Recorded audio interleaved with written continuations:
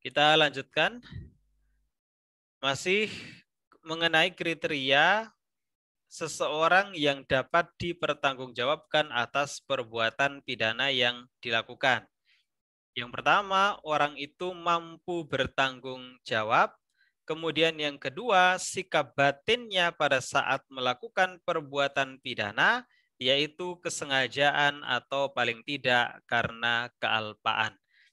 Kesengajaan dan kealpaan inilah yang biasa dikenal dengan istilah kesalahan dalam arti yang sempit. Ya, mengenai kesengajaan dan kealpaan ini berhubungan dengan sikap batin. Artinya berhubungan dengan sesuatu yang abstrak. Sehingga pembuktian sikap batin yang sesungguhnya apakah sengaja atau kealpaan itu merupakan hal yang mustahil. Kenapa demikian? Karena yang tahu persis sikap batin seseorang itu hanyalah dirinya dan Allah Subhanahu wa Ta'ala.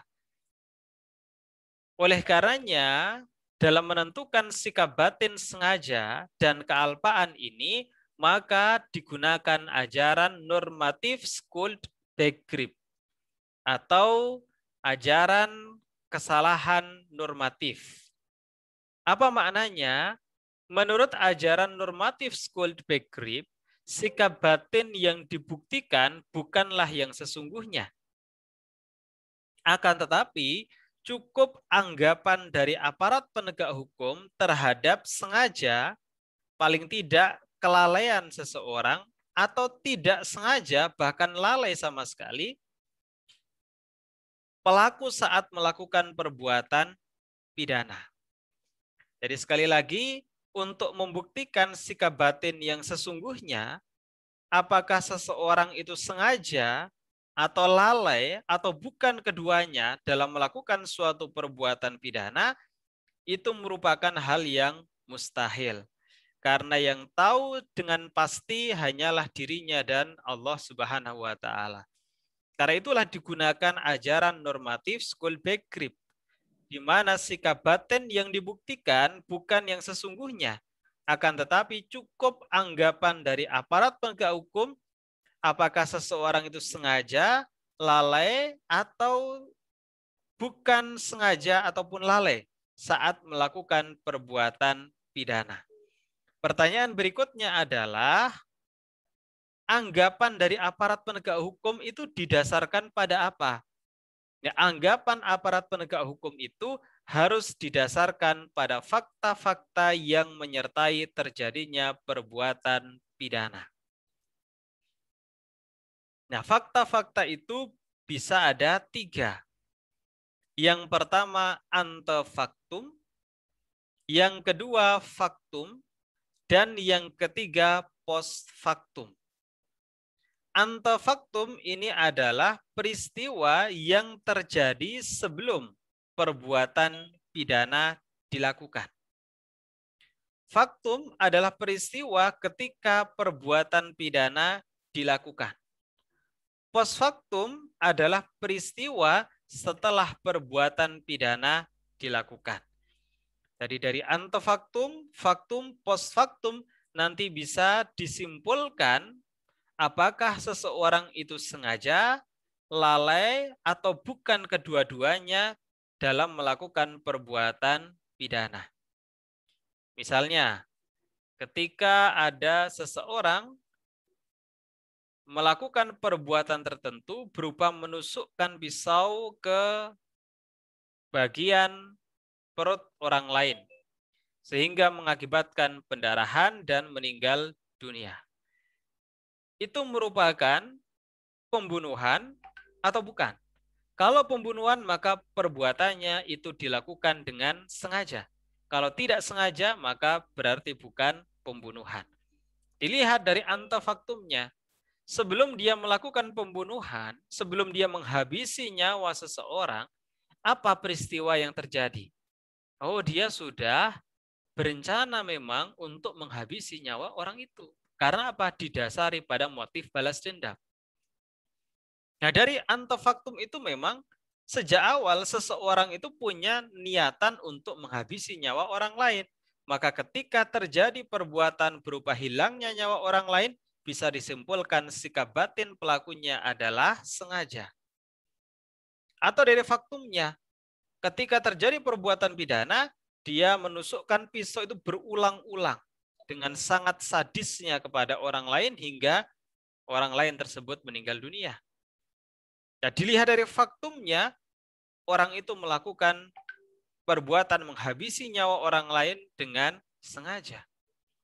Atau post factum, setelah terjadi perbuatan pidana, orang itu begitu puasnya. Berarti dengan kepuasan yang dia tunjukkan pasca terjadi hilangnya nyawa orang lain itu menunjukkan bahwa perbuatannya itu dilakukan dengan sengaja sehingga merupakan pembunuhan. Ya, dari fakta-fakta itulah maka aparat penegak hukum memiliki anggapan seseorang itu melakukan suatu perbuatan pidana sengaja, lalai atau bukan kedua-duanya. Karena tidak mungkin membuktikan yang sesungguhnya, maka yang digunakan adalah ajaran normatif skuld begrip atau ajaran kesalahan normatif.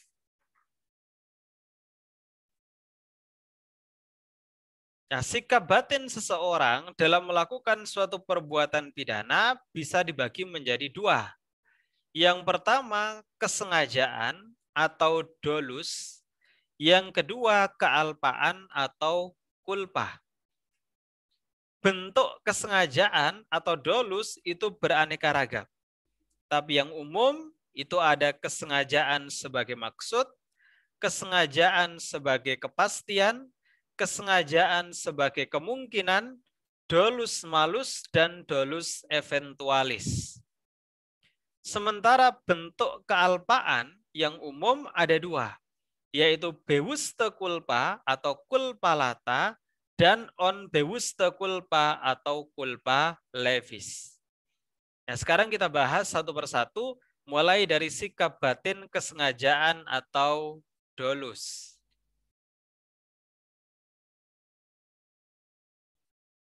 Bentuk kesengajaan yang pertama adalah kesengajaan sebagai maksud. Dalam kesengajaan jenis ini, pelaku memiliki tujuan atau maksud menimbulkan akibat yang dilarang oleh hukum pidana. Ketika melakukan perbuatan pidana, pelaku memang punya tujuan, punya maksud untuk menimbulkan akibat yang dilarang oleh hukum pidana. Contoh, A memiliki dendam terhadap B. Untuk melampiaskan dendamnya, A memiliki kehendak untuk membunuh B. Ketika ada kesempatan, A memukul B dengan batu pada bagian belakang kepala B hingga mengakibatkan kematian. Sejak awal, A memang punya tujuan atau punya maksud untuk menghilangkan nyawa B, didasari pada motif balas dendam. Ketika benar A memukul B dengan batu pada bagian belakang kepala B hingga mengakibatkan kematian, maka A sikap batinnya bisa disimpulkan sebagai kesengajaan. Kesengajaan apa bentuknya? Kesengajaan sebagai maksud. Karena memang pelaku memiliki tujuan atau maksud menimbulkan akibat yang dilarang oleh hukum pidana. Dan dalam kasus ini memang pelaku punya tujuan atau maksud untuk menghilangkan nyawa orang lain yaitu si B. Ya, jadi dalam contoh tersebut A memang memiliki tujuan atau maksud membunuh atau menimbulkan akibat berupa hilangnya nyawa B. Nah, maka dalam kasus ini A memang sengaja melakukan pembunuhan terhadap B. Dan kesengajaan tersebut bentuknya adalah kesengajaan sebagai maksud. Tapi ada kalanya kesengajaan tersebut bentuknya adalah kesengajaan sebagai kepastian. Dalam kesengajaan jenis ini terdapat dua akibat yang terjadi. akibat pertama memang dikehendaki oleh pelakunya. Sementara akibat kedua tidak dikehendaki namun pasti terjadi. Untuk akibat yang pertama, berarti sikap batin pelakunya kesengajaan sebagai maksud. Kenapa? Karena memang menghendaki terjadinya akibat yang dilarang oleh hukum pidana. Sementara akibat yang kedua, ini tidak dikehendaki oleh pelakunya, meskipun pasti terjadi. Sehingga tidak bisa dikatakan sebagai kesengajaan dengan bentuk kesengajaan sebagai maksud. Tetapi kesengajaan sebagai kepastian. Contoh yang sangat dikenal adalah kasus Thomas van Bremerhaven yang terjadi tahun 1875. Pada suatu ketika, Thomas mengirim peti berisi dinamit yang akan dimuat di dalam kapal. Dinamit tersebut diatur sedemikian rupa dan akan meledak 8 hari setelah kapal dari Bremerhaven sampai di New York. Tujuannya hanya untuk meledakkan kapal saja. Dia tidak punya kehendak untuk menghilangkan nyawa orang lain. Yang dia kehendaki kapal itu meledak. Apa motifnya? Dengan meledaknya kapal itu, dia akan mendapatkan klaim asuransi. Namun ketika akan dinaikkan ke dalam kapal, peti tersebut terjatuh dan menimbulkan ledakan yang besar. Akibatnya 83 orang mati dan 50 orang luka-luka. Terkait dengan meledaknya kapal, sikap batin pelaku adalah kesengajaan sebagai maksud. Kenapa? Karena memang meledaknya kapal itu dikehendaki oleh pelaku. Tetapi matinya 83 orang dan luka-lukanya 50 orang itu tidak dikehendaki oleh pelakunya. Karena yang dia kehendaki hanya kapalnya yang meledak. Nah, maka dalam kasus tersebut, Thomas hanya menghendaki meledaknya kapal, sehingga mendapatkan klaim asuransi. Namun akibat berupa matinya penumpang kapal pasti akan terjadi, meskipun sebenarnya tidak dikehendaki. Oleh karenanya, terkait dengan matinya 83 orang, berarti pelakunya melakukan perbuatan pidana pembunuhan. Karena apa? Karena pelakunya sengaja menghilangkan nyawa orang lain sekalipun tidak dia kehendaki. Tetapi sekalipun tidak dia kehendaki, atas perbuatan yang dilakukannya itu pasti akan terjadi. Sehingga bentuk kesengajaannya disebut sebagai kesengajaan sebagai kepastian. Contoh yang lain. Misalnya ada seorang yang ingin mencuri uang di dalam kotak infak masjid. Seperti masjid di Al-Azhar, kotak infaknya terbuat dari kaca. Ketika tidak memecahkan kaca, tidak mungkin dia bisa mengambil uangnya. Tapi dia tidak menghendaki kaca itu pecah. Yang dia kehendaki adalah mengambil uang yang ada di dalamnya. Maka dia pecahkan kaca itu, dia ambil uangnya. Ketika dia mengambil uang, sikap batinnya adalah kesengajaan sebagai maksud. Karena memang dia menghendaki untuk mengambil uang itu. Tetapi pecahnya kaca itu merupakan suatu yang disebabkan oleh kesengajaan yang dilakukan oleh pelaku, tetapi bentuknya itu bukan kesengajaan sebagai maksud, tetapi kesengajaan sebagai kepastian. Artinya, pecahnya kaca itu tidak dikehendaki oleh pelakunya, tetapi dengan perbuatan yang dilakukan oleh pelakunya, itu kacanya pasti akan pecah. Ini contoh kesengajaan sebagai kepastian. Kemudian yang ketiga, bisa juga ada bentuk kesengajaan sebagai kemungkinan. Dalam kesengajaan jenis ini, pelaku tidak menghendaki terjadinya akibat yang dilarang oleh hukum pidana. Tetapi ia menyadari bahwa tindakannya kemungkinan, bukan pasti ya, tapi kemungkinan menimbulkan akibat yang dilarang oleh hukum pidana. Jadi kalau kesengajaan bentuk yang kedua tadi, yaitu kesengajaan sebagai kepastian, tindakan yang dilakukan oleh pelaku itu pasti akan menimbulkan akibat yang dilarang oleh hukum pidana, sekalipun tidak dikehendaki.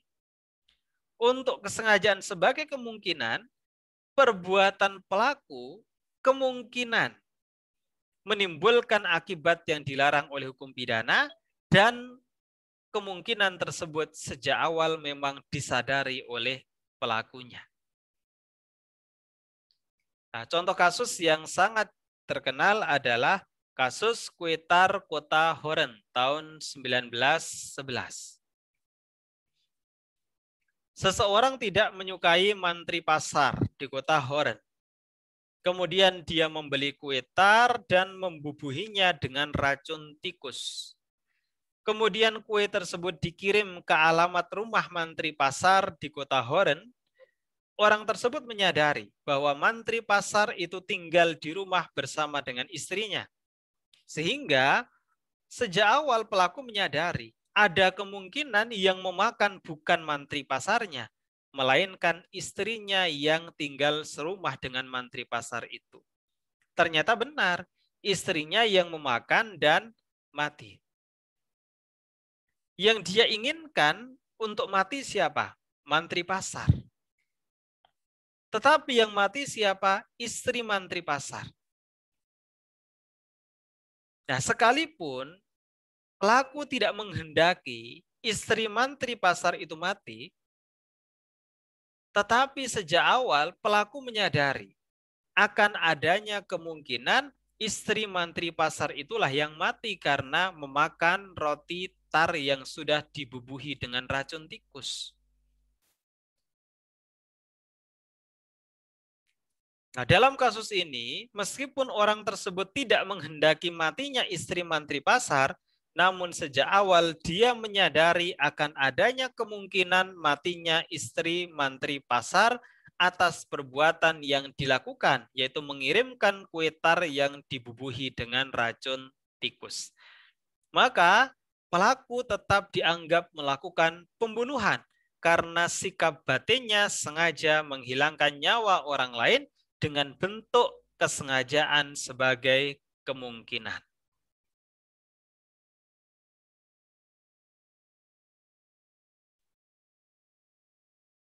Kita lanjutkan, ada bentuk kesengajaan yang lain, yaitu dolus malus atau kesengajaan bersifat pasti. Syarat dolus malus telah dijelaskan di dalam Memori van Toelichting atau MVT. Apa itu Memori van Toelichting? Memori van Toelichting ini semacam penjelasan dari Kitab Undang-Undang Hukum Pidana atau WVS, Wetboek van Strafrecht. Ya, di dalam Memori van Toelichting dijelaskan, dikatakan orang memiliki sikap batin dolus malus manakala memenuhi dua syarat. Syarat yang pertama, adanya witens atau ada pengetahuan.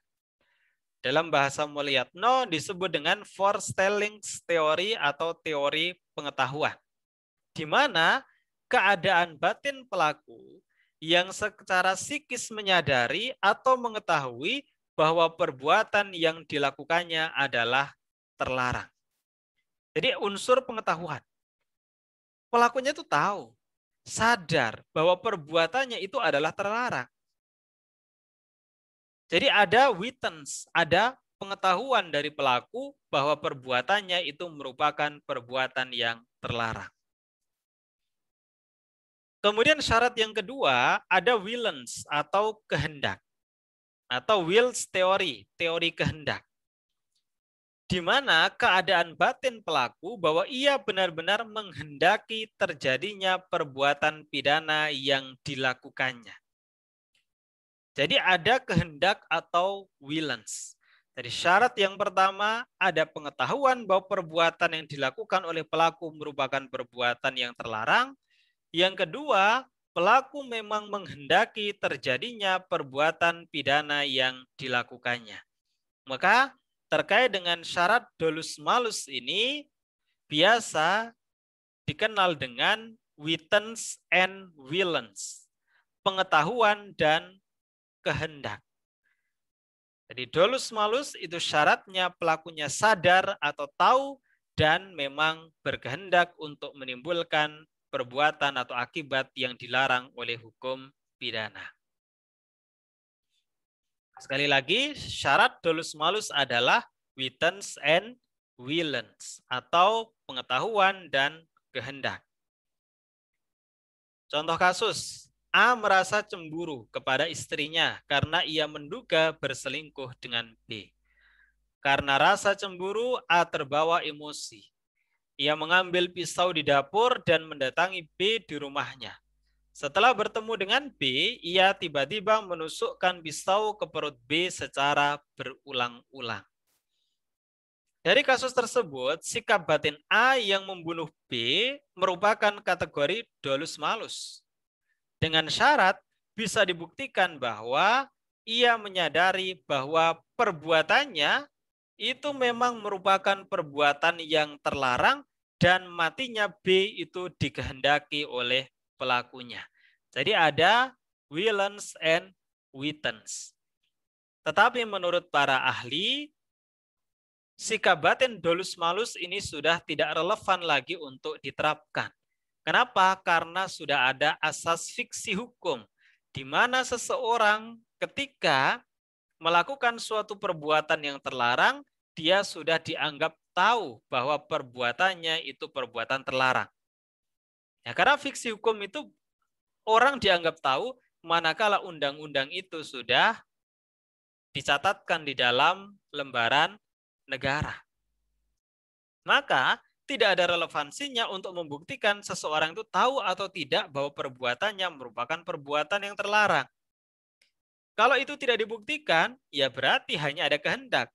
Kalau hanya ada kehendak tanpa ada pembuktian aspek pengetahuan, berarti masuk dalam sikap batin kesengajaan sebagai maksud. Ya, kemudian dolus eventualis atau kesengajaan bersifat kemungkinan. Tapi ini agak beda dengan kesengajaan sebagai kemungkinan.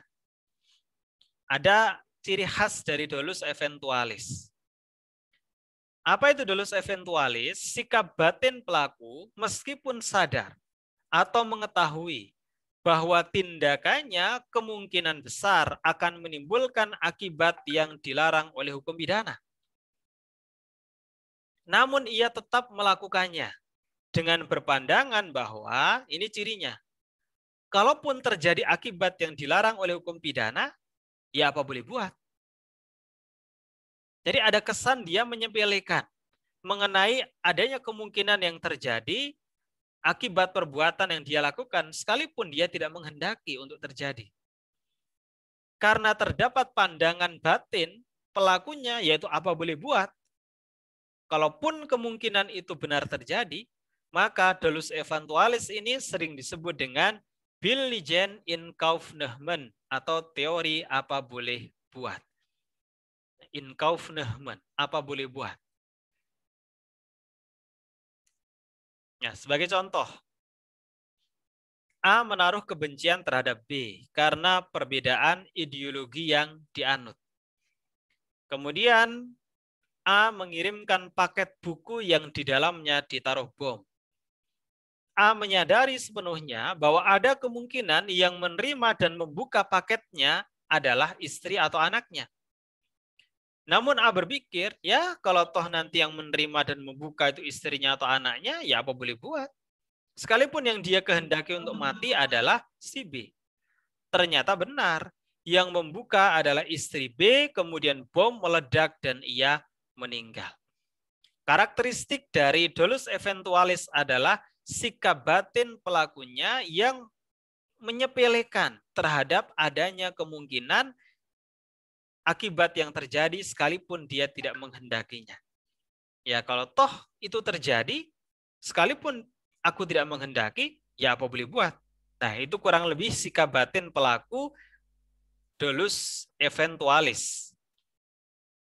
Nah, jadi mirip-mirip dengan kesengajaan sebagai kemungkinan, tetapi ada karakteristik khusus berupa sikap batin pelaku apa boleh buat kalau memang akibat yang sejak awal dia sadari kemungkinan akan terjadi itu benar-benar terjadi. Ini dolus eventualis. Ya, kita lanjutkan ke sikap batin yang kedua, yaitu kulpa atau biasa disebut dengan lalai, atau ada juga yang menyebut dengan alpa.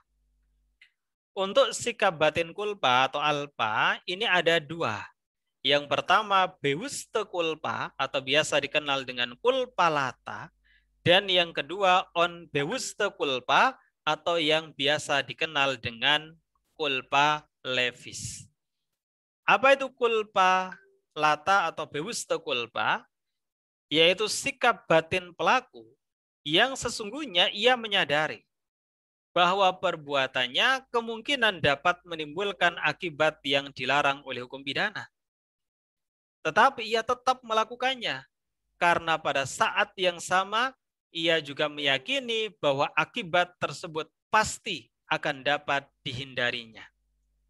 Jadi persamaan dengan kesengajaan sebagai kemungkinan atau dolus eventualis, yaitu sejak awal pelakunya sadar kalau perbuatan yang dia lakukan ada kemungkinan menimbulkan akibat yang dilarang oleh hukum pidana, sekalipun dia tidak menghendaki.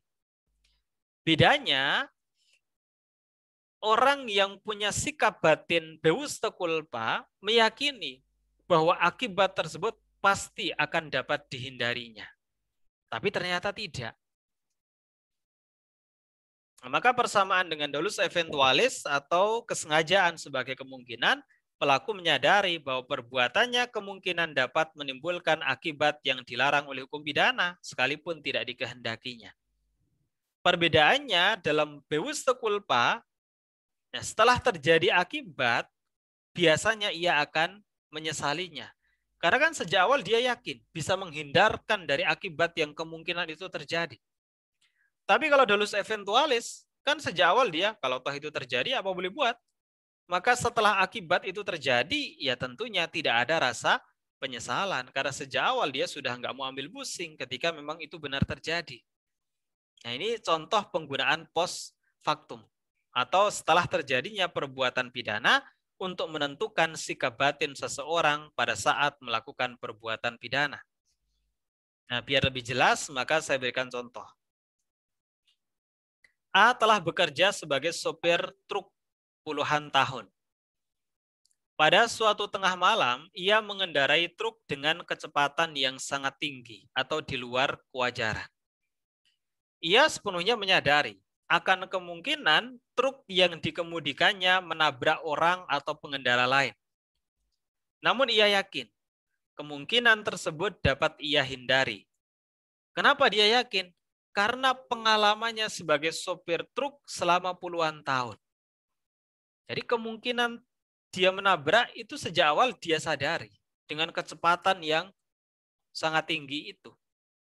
Tetapi pada waktu yang sama dia yakin benar kemungkinan itu pasti dia bisa hindarkan. Sudah berpengalaman selama puluhan tahun. Maka kemungkinan berupa menabrak orang itu dia yakini bisa dia hindari. Ketika truk sedang melaju kencang, muncul motor dari arah yang berlawanan dan terjadi tabrakan maut. Dalam kasus ini maka si A tidak bisa dikatakan melakukan pembunuhan. Kenapa? Karena sikap batinnya itu tidak sengaja. Melainkan dia mengakibatkan matinya orang lain karena kelalaian atau kealpaannya. Dan bentuk kelalaian atau kealpaannya itu adalah bewuste culpa atau culpa lata. Atau ahli ada yang menyebut dengan kealpaan besar. Karena ini merupakan kealpaan yang tingkatan tertinggi. Ini bewuste culpa atau culpa lata. Kemudian yang kedua, on bewuste culpa atau culpa levis. yaitu sikap batin pelaku yang sama sekali tidak memiliki dugaan atau pikiran bahwa perbuatannya dapat menimbulkan akibat tertentu yang dilarang oleh hukum pidana. Jadi jangankan dia berkehendak untuk menimbulkan akibat yang dilarang oleh hukum pidana, menduga atau berpikiran saja dia tidak. Tapi ternyata perbuatannya itu menimbulkan akibat yang dilarang oleh hukum pidana. Jadi semata-mata perbuatan pidana itu dia lakukan karena keteledoran atau ketidakhati-hatian. Persoalannya, kenapa orang yang seperti itu tetap dapat dimintai pertanggungjawaban pidana? Kan hanya teledor, hanya tidak hati-hati. Sejak awal sama sekali nggak menduga bakalan terjadi. Nah, sikap batin on bewusste culpa atau culpa levis ini dapat dipersalahkan karena ia sama sekali tidak menduga atau berpikir bahwa perbuatannya dapat menimbulkan akibat yang dilarang oleh hukum pidana. Padahal mestinya ia sejak awal memperhitungkannya sebelum dia berbuat. Harus sejak awal dia memperhitungkan dong. Apakah perbuatannya ada potensi menimbulkan akibat yang dilarang oleh hukum pidana? Karena dia tidak menduga itulah, karena dia tidak berpikir itulah, maka dia dianggap teledor. Karena keteledoran itulah maka dia dapat dimintai pertanggungjawaban. Ini sikap batin on bewusste culpa atau culpa levis.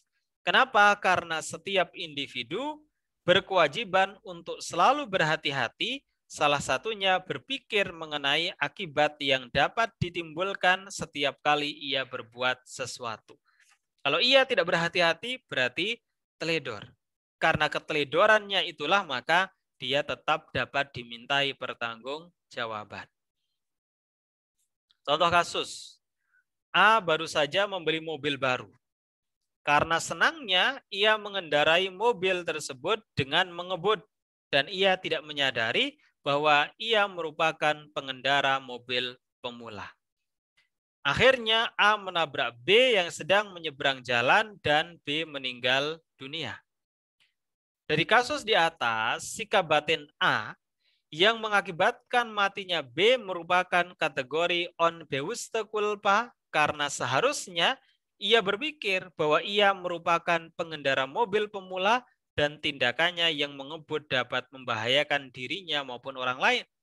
Tapi kenapa dia tidak berpikir itu? Karena dia tidak berpikir demikian, dia dianggap teledor sehingga tetap dapat dimintai pertanggungjawaban pidana.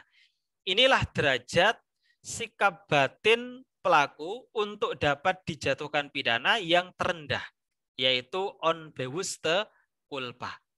Ya, kalau tidak ada keteledoran, tidak ada ketidakhati-hatian, maka berarti sikap batin seseorang tersebut tidak dapat dipersalahkan atau dia tidak dapat dipertanggungjawabkan atas perbuatan pidana yang dia lakukan. Ini sikap batin on bewusste culpa.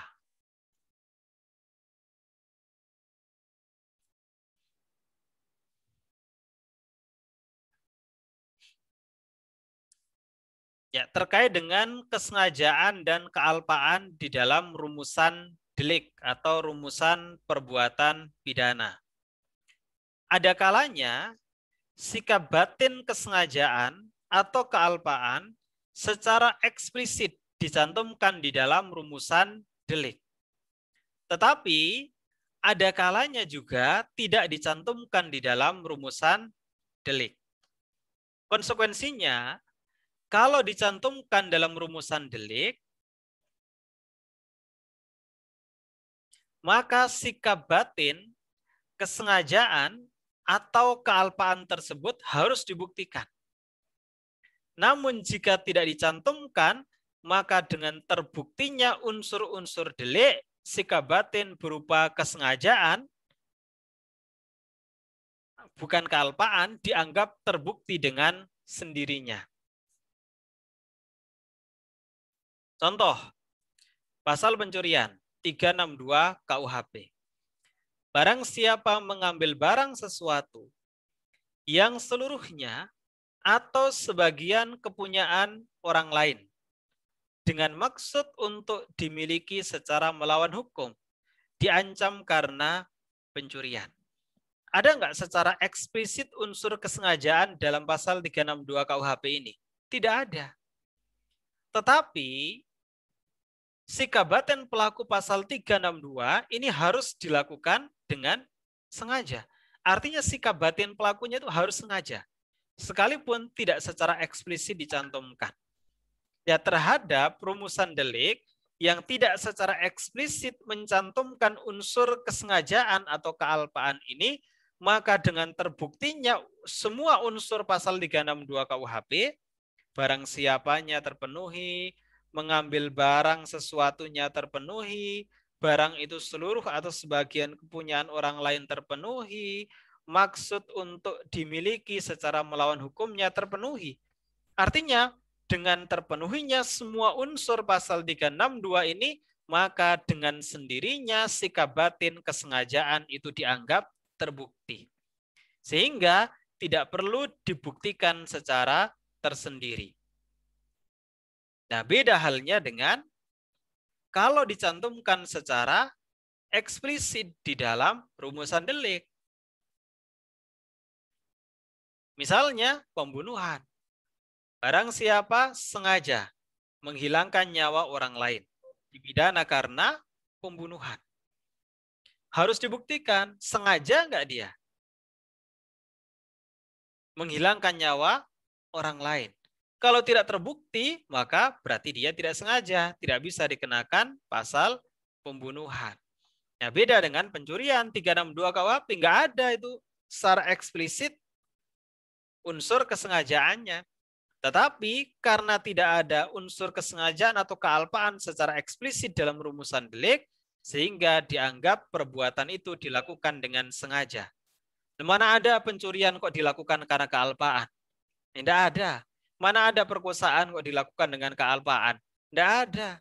Pencurian, perkosaan itu pasti dilakukan dengan sengaja. Makanya tidak dicantumkan secara eksplisit dalam rumusan deliknya. Dan kalau semua unsurnya terbukti, maka otomatis unsur kesengajaan itu juga dianggap terbukti dengan sendirinya. Ini terkait dengan kesengajaan dan kealpaan di dalam rumusan delik. Nah, sekarang kita lanjutkan. Selain dolus dan culpa, itu ada beberapa sikap batin lain, yaitu error in persona atau error in objecto. Yang kedua adalah aberratio ictus, dan yang ketiga error in juris. Sekarang kita bahas yang pertama error in persona atau error in objecto. Apa itu sikap batin error in persona atau error in objecto? Yaitu kekeliruan dalam terjadinya suatu perbuatan pidana di mana sumber kekeliruan tersebut berasal dari anggapan pelaku terhadap objek yang dituju. Jadi ada kekeliruan dalam terjadinya perbuatan pidana. Sumber kekeliruannya itu apa? Yaitu anggapan pelaku terhadap objek yang dituju. Ya, kalau objek yang dituju tersebut adalah orang, maka disebut error in persona, person, orang. Namun jika objek yang dituju itu selain orang, misalnya barang, maka itu disebut error in objecto. Nah, pelaku melakukan perbuatan sengaja kepada objek tertentu, tapi ternyata objeknya itu salah disebabkan karena anggapan pelaku terhadap objek yang dituju. Nah, biar mudah saya berikan contoh. A sudah merencanakan untuk membunuh B. Pada suatu saat, A sudah menunggui B di suatu tempat di mana B biasanya beristirahat selepas kerja. A sudah bersiap dengan golok untuk menikam B. Namun ternyata yang lewat adalah C, yang secara fisik punya kemiripan dengan B. Akhirnya A menikam C hingga meninggal dunia. Maunya objek yang dituju itu adalah B. Tetapi terjadi kekeliruan. di mana yang ditikam adalah C. Kekeliruan tersebut sumbernya dari mana? Dari anggapan pelaku yang salah terhadap objek yang dituju. Ya, terkait dengan hal itu bisa berpengaruh terhadap perumusan dakwaan. Jadi dakwaannya bukan A sengaja membunuh C, karena memang sejak awal tidak dia kehendaki matinya C. Tetapi dakwaannya adalah A sengaja membunuh seseorang yang ternyata adalah C. Jadi sengaja dia membunuh seseorang. Ternyata orang itu adalah C. Nah, ini cara perumusan dakwaan dalam hal terjadi error in persona atau error in objecto. Sikap batin lain yang kedua adalah abrasio ictus. Ini mirip dengan error in persona atau error in objecto. Sama-sama kekeliruan terhadap objek dalam terjadinya suatu kasus perbuatan pidana. Tetapi sumber kekeliruannya bukan pada anggapan pelaku terhadap objek yang dituju. Melainkan sumber kekeliruannya berasal dari adanya kesalahan teknis pada saat pelaksanaan perbuatan pidana oleh pelaku. Jadi sumber kekeliruannya karena ada salah teknis. Jadi bukan karena anggapan yang salah terhadap objek yang dituju, tapi karena ada salah teknis. Contoh, A hendak membunuh B menggunakan senapan jarak jauh. Pada suatu saat, A sudah mengincar B yang ada di seberang jalan. Ketika A menembak, si B melihat dan secara refleks dia menghindar. Akhirnya peluru itu mengenai C yang ada di dekat B. Si A tidak keliru terhadap objek yang dituju, ya benar B yang dituju. Tetapi akhirnya keliru. Karena apa? Karena ada kesalahan teknis. Di mana B tahu ketika mau ditembak, refleks menghindar, terkena C. Ini juga berpengaruh terhadap surat dakwaan yang dibuat oleh jaksa penuntut umum. Ada dua alternatif. Alternatif pertama, A melakukan percobaan pembunuhan berencana terhadap B. Ya memang benar kan? Dia melakukan percobaan pembunuhan terhadap B. Tidak selesainya pembunuhan yang sudah dia rencanakan tersebut bukan karena keinginannya sendiri, tetapi karena ada faktor eksternal berupa kesalahan teknis. B menghindar. Berarti tidak selesainya perbuatan itu bukan karena kerelaan dari dirinya, sehingga masuk dalam kategori poche delicten. Bisa juga si A didakwa dengan sengaja melakukan pembunuhan yang ternyata orang itu adalah C. Jadi A sengaja melakukan pembunuhan yang ternyata adalah C. Sama dengan error in persona atau error in objecto. Ini sikap batin lain yang kedua, yaitu abrasio ictus. Sikap batin lain yang terakhir adalah error in juris atau reh dwelling. Apa itu error in juris atau reh dwelling? Yaitu suatu keadaan psikis dari pelaku perbuatan pidana yang sama sekali tidak mengetahui bahwa perbuatannya dilarang oleh hukum pidana. Jadi sama sekali dia nggak ngerti kalau memang perbuatannya itu dilarang oleh hukum pidana. Atau suatu keadaan psikis dari pelaku perbuatan pidana yang punya anggapan secara kuat bahwa perbuatannya tidak merupakan perbuatan yang dilarang oleh hukum pidana. Padahal anggapannya itu keliru, sebab ternyata perbuatannya merupakan perbuatan pidana atau dilarang oleh hukum pidana. Jadi dia melakukan perbuatan pidana ya karena sama sekali dia nggak tahu kalau perbuatannya itu dilarang. Atau dia punya anggapan yang sangat kuat kalau perbuatannya itu yakin bukan merupakan perbuatan yang dilarang. Tapi ternyata dilarang. Nah, error in juris ini merupakan pengecualian dari pemberlakuan asas fiksi hukum yang tadi saya sampaikan. ignorantia leges excusat neminem. Ketidaktahuan akan hukum bukan merupakan alasan pemaaf. Ini asas yang adigum atau adigum yang mendasari asas fiksi hukum. Ketidaktahuan akan hukum itu bukan menjadi alasan pemaaf. Tapi kalau ada error in juris atau rech dwelling, maka asas fiksi hukum ini dikecualikan. Ya memang dia punya anggapan yang sangat kuat, yakin benar kalau perbuatannya itu bukan merupakan perbuatan pidana.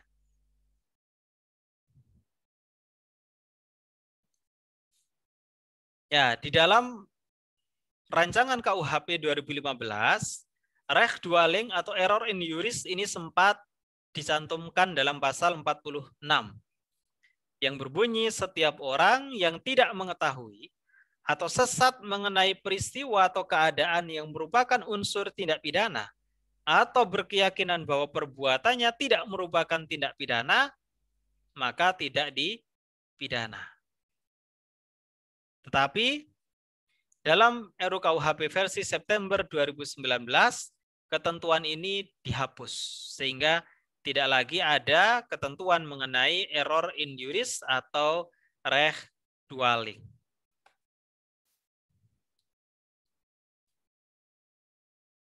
Nah, ini dalam pasal 51 RUU-KUHP 2015 juga diatur lebih memperjelas ketentuan pasal 46.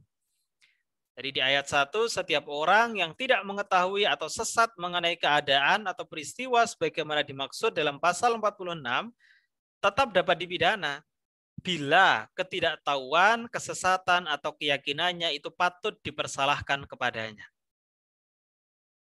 Kemudian yang ayat 2, jika ketidaktahuan, kesesatan, atau keyakinannya patut dipersalahkan, sebagaimana dimaksud pada ayat 1, setiap orang dipidana dengan pidana maksimum.